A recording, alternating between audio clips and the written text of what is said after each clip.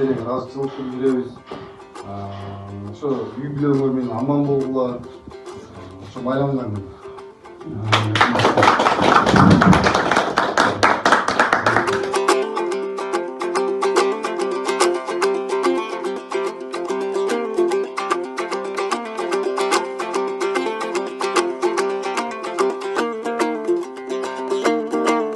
Biz сыйлыктанабыз чындап мына Ташкөмүрдө жакшы биздин аксакалдар бар спорт менен жүргөн.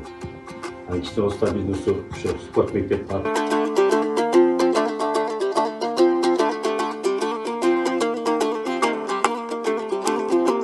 Делик болсо биз акчалай сыйлык эле кылганбыз. Ар бир биздеги улгайган аксакалдарга 1000 сомдон.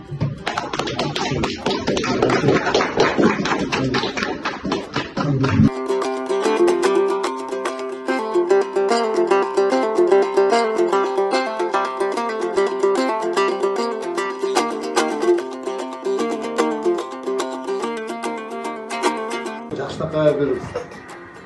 Жана Нурул айтып кетти, спортко эмес, башка жаштарга да жакшындай салымдар кош берилген. Ар дайым ден соолукта болгула. Мынакей азыр ушу алган сыйлыгыңар кут болсун. Мен ушуларды сиздер үчүн арнап коеюн, байрамыңыздар менен.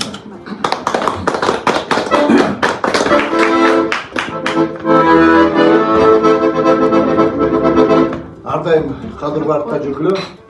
Азада Бегимкул аженин сөзүнө жазылган Жаныш Кошкоровдун